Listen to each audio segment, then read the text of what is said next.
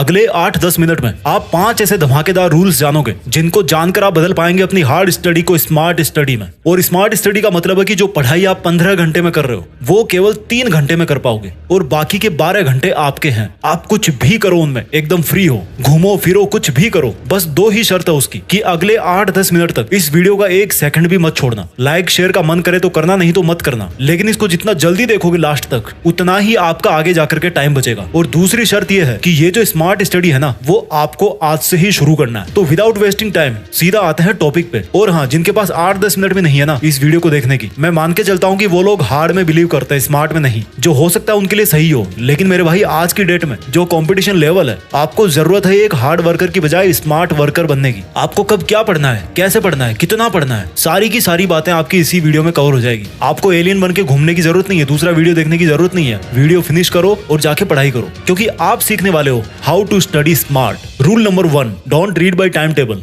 Read by mood. पहला rule ये है कि टाइम टेबल से नहीं बल्कि मूड के हिसाब से सब्जेक्ट चूज करके पढ़ाई करो। आपने मान लो टाइम टेबल बना रखा है, उसके साथ क्या प्रॉब्लम है कि जैसे ही आपका किसी सब्जेक्ट पे एक्स्ट्रा लोड बढ़ने लगता है आपका टाइम टेबल डिस्टर्ब होने लगता है, या हो सकता है रोज एक ही टाइम टेबल पढ़ पढ़ के आप बोर हो जाओ। मान लो टाइम टेबल के हिसाब से आपने अपने सामने मैथ की बुक खोल के रखी है। अब अगर आपका दिमाग काम नहीं कर रहा उसमें, तो आपके पास में 2 ऑप्शन है। या तो बुक को बंद करो भाई, थोड़ा घूम लो फिर लो बाहर जाके, किसी शांत जगह पे जाके बैठो और वापस आके फिर पढ़ने की कोशिश करो। दूसरा ऑप्शन यह है कि ये देखो, मैथ में अगर दिमाग आपका नहीं काम कर रहा तो साइंस में काम करेगा। अच्छा, साइंस में नहीं करेगा तो क्या इंग्लिश में करेगा? अच्छा, इंग्लिश में भी नहीं करेगा तो क्या अभी सोशल साइंस पढ़ोगे? कहने का मतलब है कि टाइम टेबल से ज्यादा आपका मूड मायने रखता है। आपको अपनी सेल्फ अंडरस्टैंडिंग होनी चाहिए, क्योंकि हर टाइम हर सब्जेक्ट को पढ़ने का मन नहीं करता यार। अच्छा, बट इसका मतलब ये नहीं है कि आप फिर उस मुश्किल सब्जेक्ट को कभी पढ़ो ही ना। उसको कैसे पढ़ना है वो इस वीडियो के लास्ट तक आपको मैं बता दूंगा। स्मार्ट स्टडी करने का रूल नंबर 2, मैंने फर्स्ट रूल में बताया कि मूड के हिसाब से पढ़ना ज्यादा आउटपुट देता है बजाय टाइम टेबल के। इस रूल नंबर 2 में आपको मैं बताऊंगा कि कितना पढ़ें और कैसे पढ़ें। अब देखो, मान लो आपने लगातार 10 घंटे पढ़ाई कर ली, जैसा कि हम सब लोग करते हैं। एक बार किताब लेके बैठ गए तो 2 घंटे, 3 घंटे, 5 घंटे सोचते हैं कि यार हम पढ़ाई कर रहे हैं, खूब कर रहे हैं, 10 घंटे पढ़ लिए, 15 घंटे पढ़ लिए। दोस्तों, दुनिया में बहुत तरह के रिसर्च होते रहते हैं दिमाग के ऊपर। रिसर्च बताते हैं कि जो हमारा दिमाग का कंसंट्रेशन पावर होता है, अगर आपको उसको बेहतर तरीके से यूज करना है तो वो ज्यादा देर तक नहीं टिकता। अलग अलग सर्वे अलग अलग बताते हैं, लेकिन मैं मान के चलता हूं कि आप शुरुआती 30 मिनट तक अच्छा फोकस कर पाओगे। तो अब आप लगातार 10 घंटे पढ़ रहे हो, तो जो आपके दिमाग की पावर है वो तो भैया पहले आधे घंटे में खत्म हो गई। उसके बाद तो बस आप टाइम को खींच रहे हो। तो लगातार बिना रुके पढ़ने का कोई मीनिंग नहीं निकलता मेरे दोस्त। मैं आपको स्मार्ट स्टडी करना बता रहा हूँ। आपको क्या करना है, ज्यादा इफेक्टिवली पढ़ने के लिए आप छोटे छोटे स्पैन बना के पढ़ाई करो। छोटे स्पैन का मतलब है कि 25 मिनट पढ़ो, 5 मिनट टहल के आओ, फिर 25 मिनट पढ़ो, 5 मिनट चाय पी के आओ, फिर 25 मिनट पढ़ो, 5 मिनट जाके पानी पी के आओ। ऐसा करने से क्या होगा कि जो आपका दिमाग थक रहा है 25 मिनट में, वो 5 मिनट में वापस रिचार्ज हो जाएगा और आप अगली 25 मिनट के लिए फिर से ठीक से फोकस कर पाओगे। यानी कि आपका दिमाग थोड़ा सा डिस्चार्ज हुआ, फिर आपने उसको 5 मिनट में चार्ज कर लिया।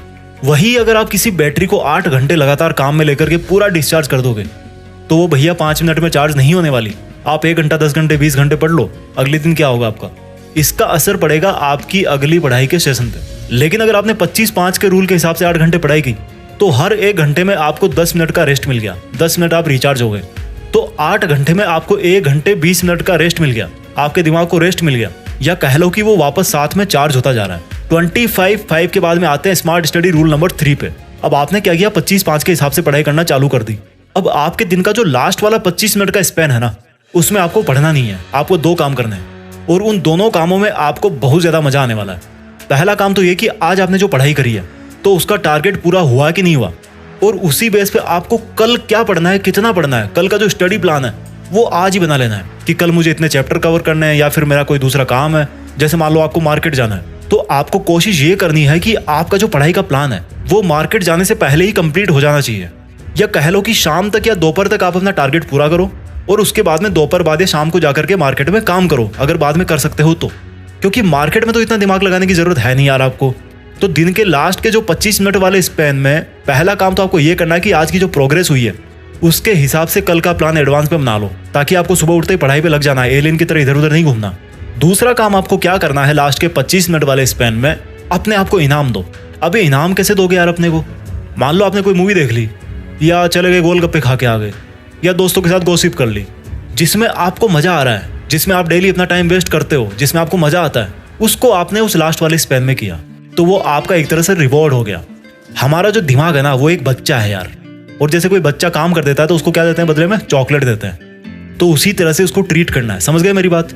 सेल्फ रिवॉर्ड और प्लानिंग करनी है आपको लास्ट वाले 25 मिनट के स्पैन में। रूल नंबर 4, मैंने आपको रूल नंबर 1 में बोला था कि मुश्किल सब्जेक्ट को कैसे पढ़ना है, वो मैं आपको इस वीडियो के लास्ट तक जरूर बता दूंगा। तो वही मैं आपको रूल नंबर 4 में बताने जा रहा हूँ।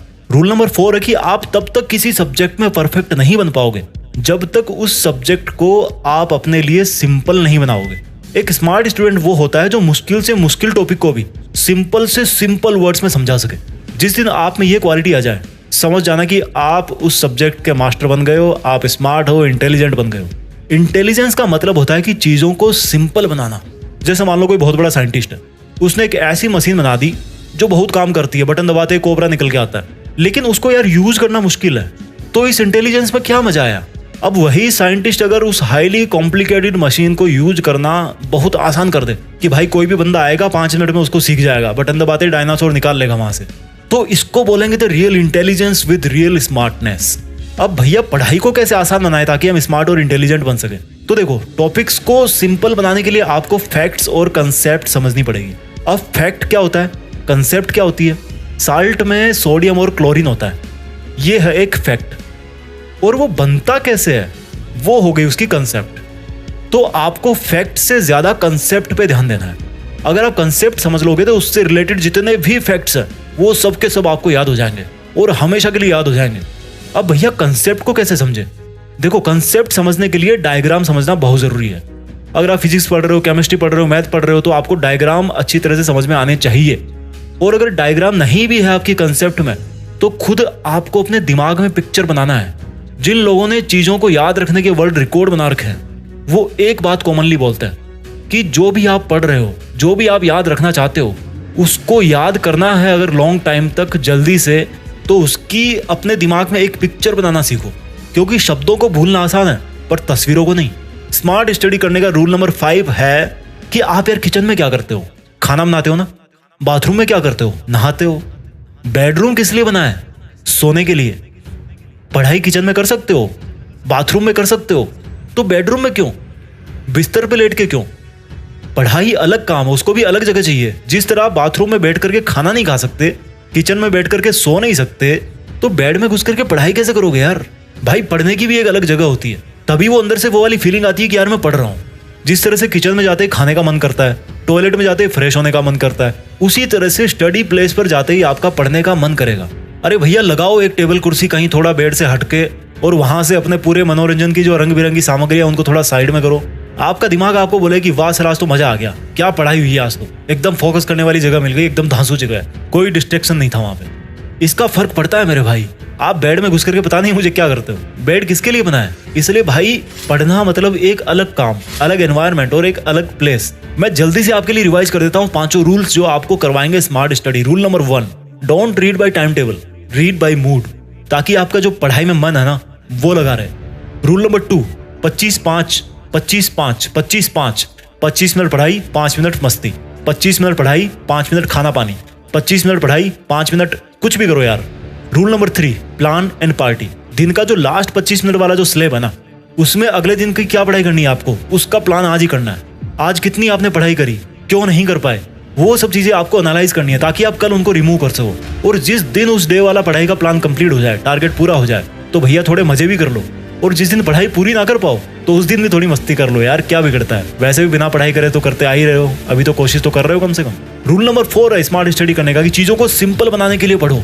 इंटेलिजेंस और स्मार्टनेस का मतलब है कि चीजों को सिंपलेस्ट बनाना, और अपनी पढ़ाई को सिंपल बनाया जाता है कंसेप्ट से। आपको कंसेप्ट्स पढ़नी है। स्मार्ट स्टडी करने का रूल नंबर 5 है, जिस तरह से किचन में सो नहीं सकते, बाथरूम में खा नहीं सकते, उसी तरह से बेड पे लेट करके पढ़ नहीं सकते। कहीं अलग अपना थोड़ा एक आसन वासन लगाओ, कहीं पे फ्लोर पे बिछाओ, कुछ दरी वरी बिछाओ, वहां पे जाकर के आराम से पढ़ो।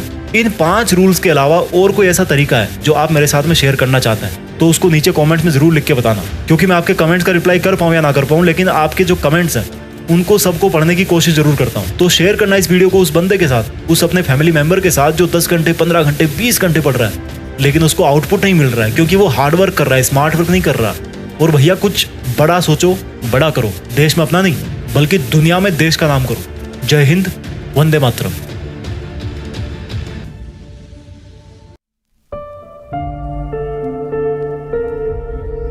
जीत फिक्स।